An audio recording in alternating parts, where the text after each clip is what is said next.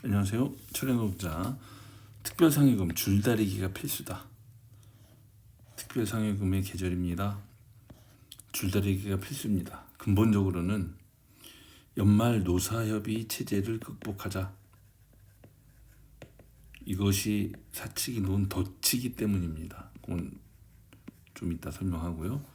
영업이익이 특별상여금의 기준으로 타당한가?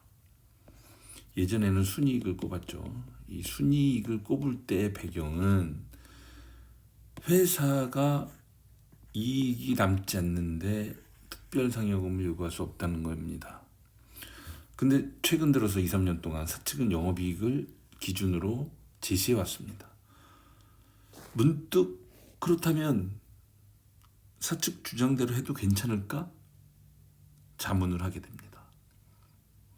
만도는 완성차로부터 일상적으로 저가 수준은 물론이고 단가이나 압력까지 받죠.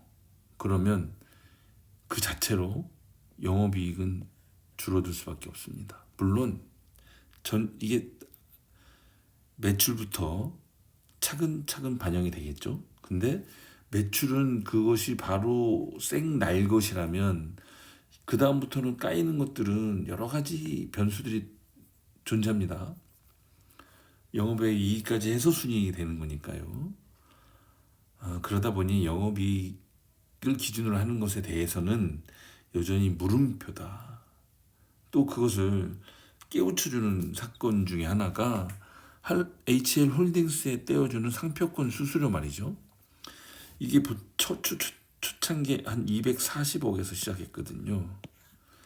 벌써 이것도 한 그 지주회사 만들어지고 2014년에 만들어진 걸로 기억하는데 2015년 또는 16년부터 이 상표권 수수료가 생겼습니다. 그래서 240억으로 출발해서 드디어 올해는 300억을 넘습니다. 매출이 증가하기 때문이죠.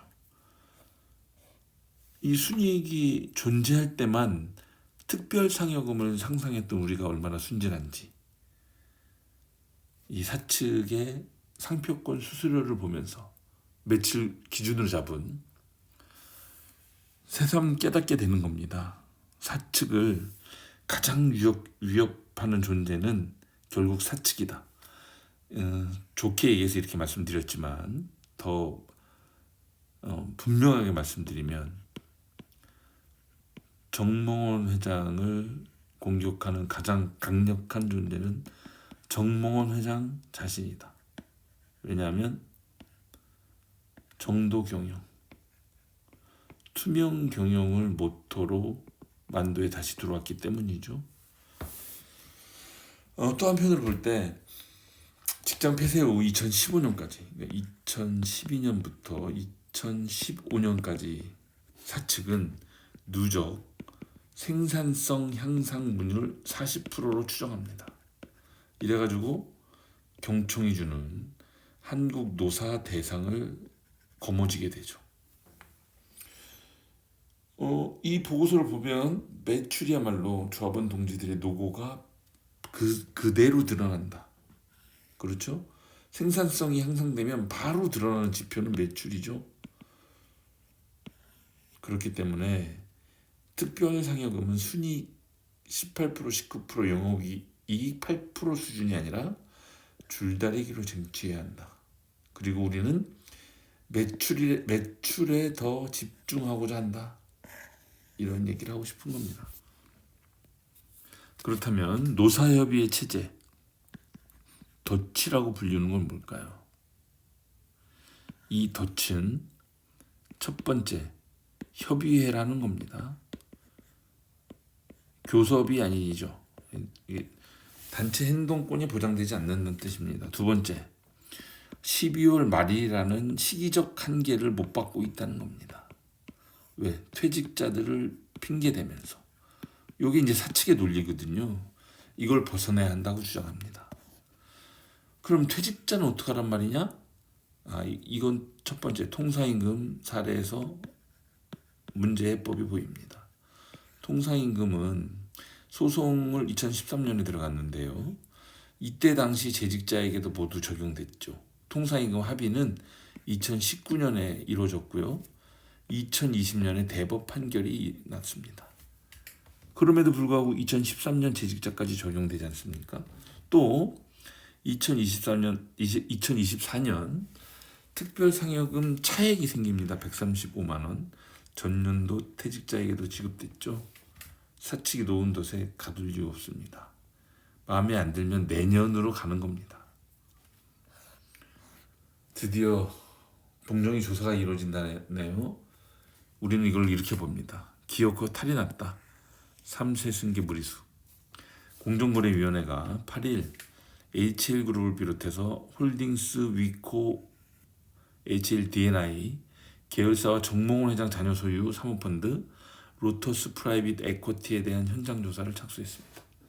내부 자금이 총수 자녀 소유 사모펀드로 흘러갔다는 부당 지원 의혹이 불거진 후 1년 만이죠. 그때도 국민일보에서 기사화가 됐고요. 기사화가 되기 전에 이미 철의 노동자에서도 이 문제에 대한 지적을 한 바가 있죠. 쉽게 얘기하면 만도가 헬라를 인수합니다. 이때 헬라는 지주회사가 가지고 있었습니다. 홀딩스. 헬라를 인수해서 생긴 뭐 1,400억 정도 될 건데 이게 이제 투자된 거예요. 정몽원 회장의 두 자녀가 소유하고 있는 에코티, 로터스 프라이빗 에코티, 이게 이제 사모펀드 운영사라고 봐야 되는데 집합회사 뭐 이렇게 표현하더만요. 여기가 투자한 그 펀드가 있는데 여기에 이 돈이 위코라는 곳을 통해서, 자회사 위코라는 곳을 통해서 여기 투자가 된 겁니다.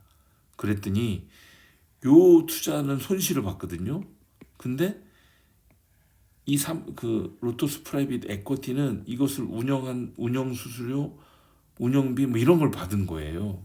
그래서 이 두 자녀는 그 홀딩스 지분을 좀 더 확보합니다. 누가 봐도 뻔한 지원 아닙니까? 우리가 특별상여금을 더 많이 요구하고 쟁취해야 할 이유가 하나 더 생겼습니다. 그렇지 않으면 만도에서 지주회사로, 지주회사에서 자회사를 통한 3세 승계, 여기에 활용될 가능성이 너무 높기 때문입니다. 자, 전체 조합원 동지들과 사무직 포함해서 묻습니다. 사측은 통상임금 월 기준 시간을 일방적으로 243시간으로 일방 통행하고 퇴직금 계산에서 선물 포인트를 제외합니다. 노동조합은 어떤 대안을 모색해야 할까? 있는 그대로 묻습니다. 공동요구와 공동투쟁, 보충협약 이것이 타당한가? 그리고 사측으로부터의 독립, 사측을 향한 투쟁성, 상급단체에 동의하는 노동조합부터 통합하는 건 어떤가? 이런 것들에 대한 의견을 묻겠습니다. 이상입니다.